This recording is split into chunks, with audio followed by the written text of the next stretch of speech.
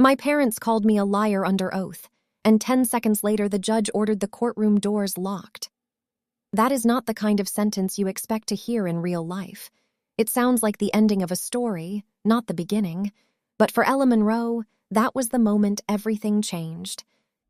Before we continue, please hit the like button, subscribe to the channel, and turn on the notification bell for updates.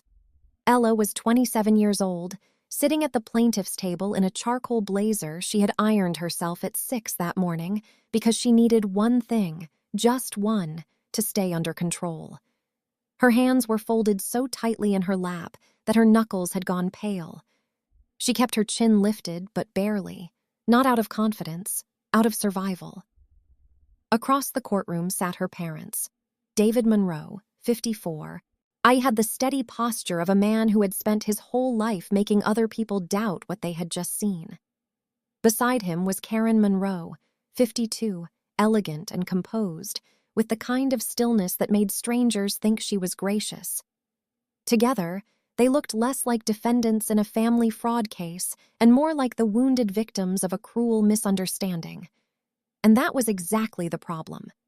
Because they had just testified, under oath, clearly, calmly, without a crack in either voice, that Ella had invented everything, every missing signature, every suspicious bank transfer, every late-night confrontation in the house she grew up in, every frightened phone call, every accusation of fraud, coercion, and manipulation. According to them, none of it had happened. Their daughter, they said, was unstable, confused, vindictive. A young woman trying to blame her parents for her own bad decisions. So let me ask you something. What would you do if the two people who raised you looked straight at a jury and erased your reality with a smile? Would you stand up? Would you shout? Would you break? Ella did none of those things. That was what made the room feel wrong.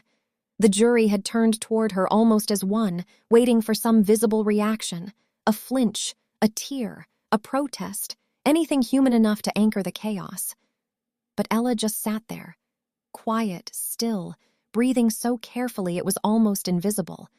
Her attorney, Marcus Hale, 41, didn't rush to defend her. He didn't leap up with an objection. He didn't even look surprised.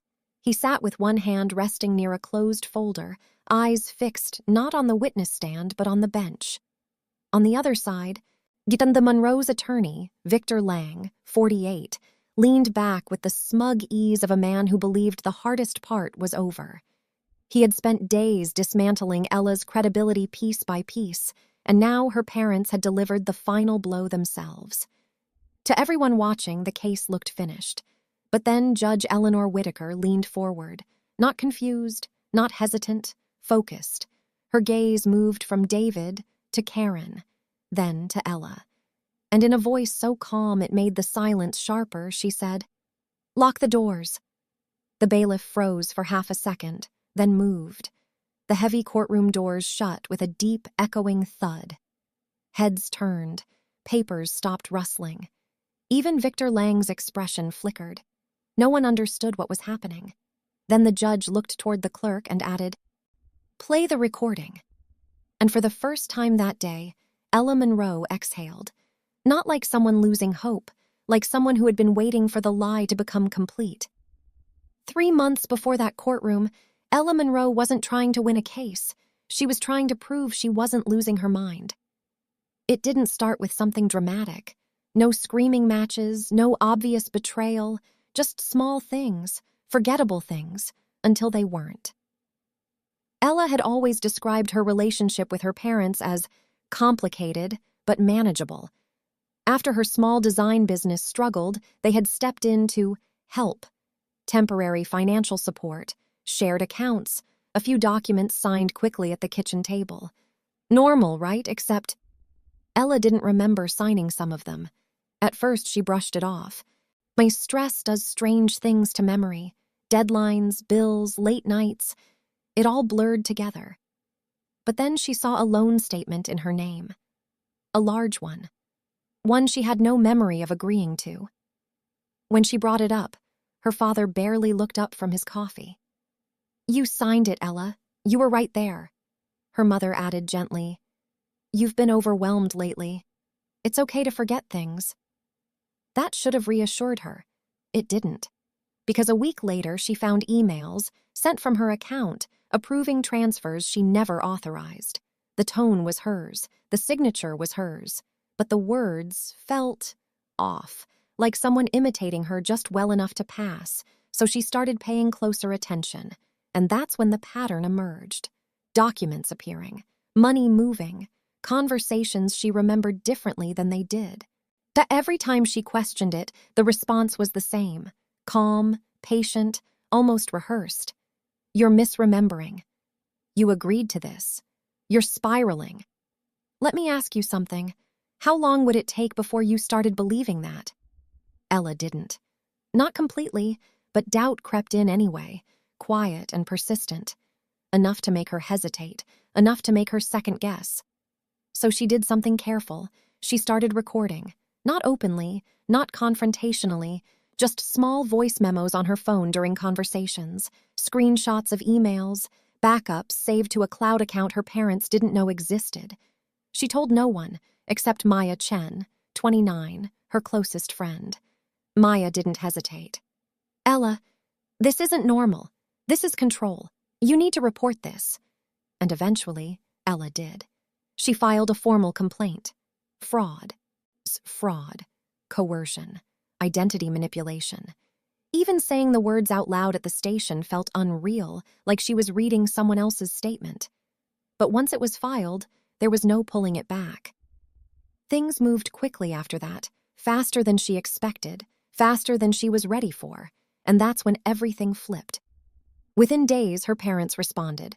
Not privately, not quietly, but formally, through an attorney, Victor Lang. Their version of events was clean, polished, dangerous.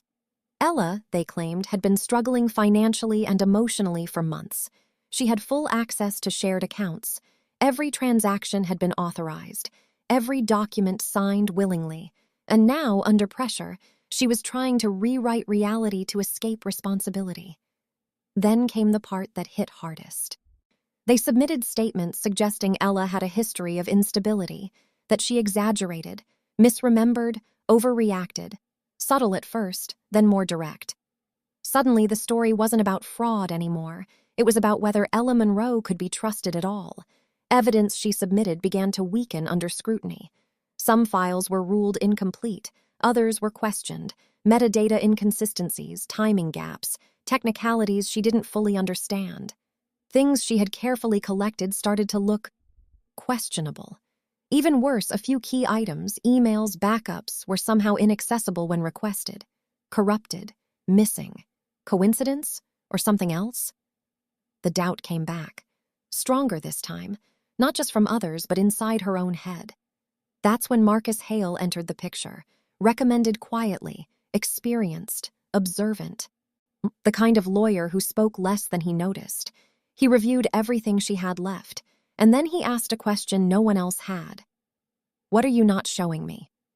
Ella didn't answer right away, because there was something. One recording she hadn't submitted. One conversation she hadn't told anyone about, not even Maya. It was the only piece of evidence she had that felt complete, untouchable, and also the most dangerous. If it failed, if it was dismissed, challenged, or somehow discredited, then everything would collapse with it. So she made a decision. She kept it hidden, even from her own lawyer at first, because this wasn't just evidence, it was insurance. And back in that courtroom, as her parents sat there swearing she had made everything up, Ella Monroe knew something no one else in that room did. She wasn't losing. She was waiting. What Ella hid wasn't just proof. It was a trap. Back in the courtroom, everything looked like it was falling apart. Victor Lang moved with quiet precision, the kind that didn't feel aggressive, just inevitable. He didn't need to raise his voice. He didn't need theatrics. Every question he asked chipped away at Ella's credibility like it had already been decided she would break. And you're certain you don't remember signing this document, Ms. Monroe? Yes, but your signature is here. Pause. And this email, sent from your account, approves the transfer. You don't recall writing it? Another pause. No. To the jury, it didn't look like strength. It looked like hesitation. Marcus Hale barely intervened. No dramatic objections, no forceful redirects. At times, it felt like he was letting it happen, letting the doubt settle, letting the narrative take shape. Even the spectators could feel it shifting. Have you ever watched someone lose and realize they know it? That's what it looked like. But there were cracks. Small ones.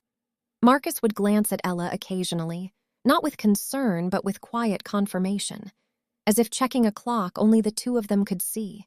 And Ella, she never spiraled, never over-explained, never tried to win the room back. She just held the line. Then her parents took the stand. David Monroe spoke first, steady and composed. He denied everything, every allegation of control, every financial decision being anything but mutual. Karen followed, softer but sharper. She leaned into concern, into disappointment. "Our daughter is confused," she said gently. "We tried to help her." "Oh, that's all." But then Victor pushed further than he needed to. "Just to be absolutely clear," he said, pacing slowly, "is there any truth to your daughter's claims that you manipulated her finances or used her identity without consent?" David didn't hesitate. "None." Karen echoed it. "None at all. Total denial. No room for interpretation, no gray area, and that's when something changed." Marcus stopped writing. Ella lifted her eyes, and Judge Whitaker leaned forward slightly, like she had just been given exactly what she needed. The recording wasn't a surprise, it was a trigger. The moment Judge Whitaker said, "Play the recording," the entire courtroom shifted, but not everyone understood why. Victor Lang was already on his feet. "Your Honor, I object. There's been no prior—" "Overruled," the judge said, calm and immediate. That was the first crack, because judges don't do that. Not without reason, not without certainty. A court technician stepped forward, visibly unsure, holding a small USB drive the judge herself had handed over. There was hesitation in every movement, the kind that comes when protocol is being bent, but not broken. Marcus Hale didn't move. He didn't need to. Ella sat perfectly still, but something subtle changed. Her shoulders dropped just slightly. The tension she'd been holding for weeks, maybe months, began to loosen. Then the audio started. At first it was nothing. Background noise, a faint hum, the clink of a glass. It sounded like any ordinary evening. Then David Monroe's voice came through, clear, unmistakable. "If she ever turns on us, we say she's unstable. No one will question it." The room didn't react immediately. It took a second, maybe two. Then heads turned. Karen's voice followed, quieter but sharper. "We've already moved everything under her name. If anything comes up, she takes the fall." Victor's expression didn't collapse. It froze, because this wasn't vague. This wasn't interpretive. This was planning. The recording continued, each sentence tightening the atmosphere. Details about transferring funds, about forging approvals, about timing things so Ella wouldn't notice until it was too late, about controlling the narrative if she ever pushed back.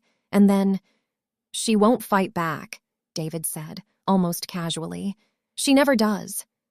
Silence, heavy, complete, the kind that doesn't just fill a room, it presses down on it. The jury wasn't looking at Ella anymore. They were staring at her parents. Karen's composure cracked first, not dramatically, just a flicker, a blink too slow, a breath too shallow. David remained still, but it was different now, not confident, calculating. The audio stopped. No one spoke. Not Victor, not Marcus, not even the judge, at least not right away. Then Judge Whitaker leaned forward, hands folded. "This recording," she said evenly, "was submitted to the court anonymously 3 weeks ago." A ripple of confusion. It was not introduced earlier due to concerns regarding authentication and potential claims of tampering. She let that settle. But in light of the defendant's sworn testimony, specifically their complete denial of any involvement, this court finds the content both relevant and necessary. Necessary. That word landed hard. Because this wasn't just evidence anymore. This was contradiction under oath. Ella didn't look at her parents. She didn't need to. She already knew what was on that recording.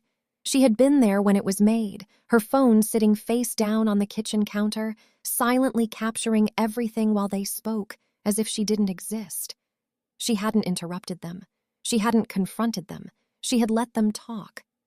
And now, she had let them lie. Completely.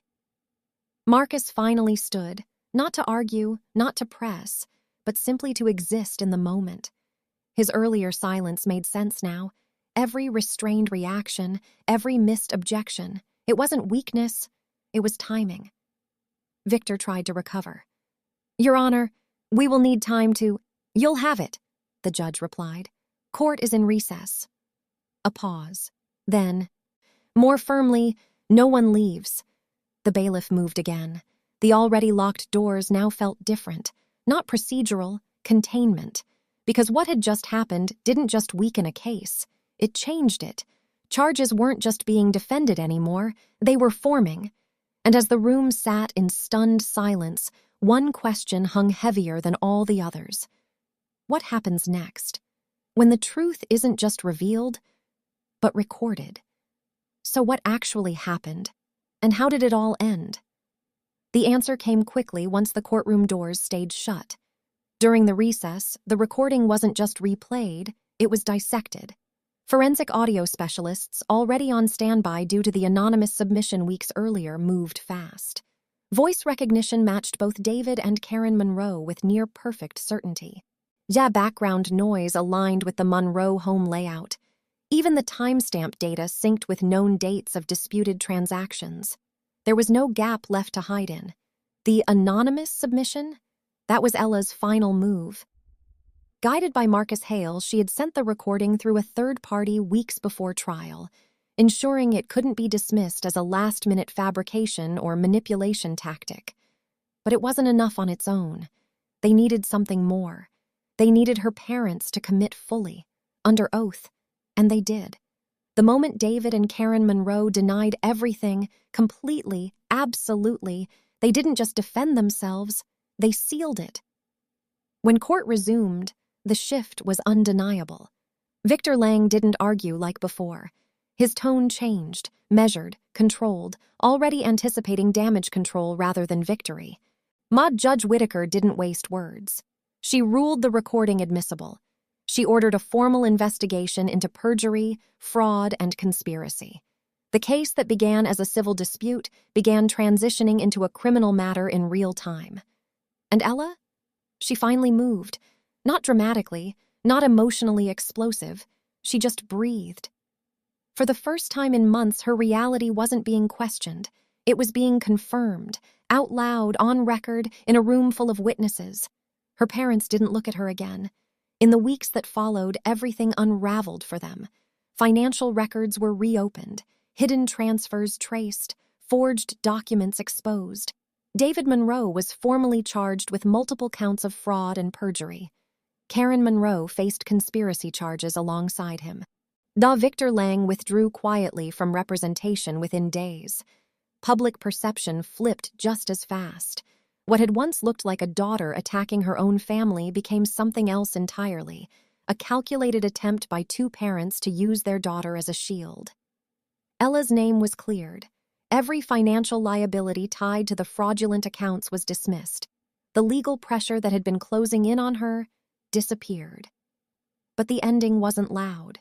No celebration, no reconciliation, just distance. A few weeks later, Ella stood outside the courthouse alone, the air cool and still. No reporters waiting, no family behind her, just the quiet aftermath of something that had finally ended. She adjusted her bag on her shoulder and walked down the steps, steady, unhurried. For the first time in a long time, no one was watching her. No one was speaking for her. No one was rewriting what happened. They said she wouldn't fight back, and they were right. She didn't fight. She made sure she wouldn't have to.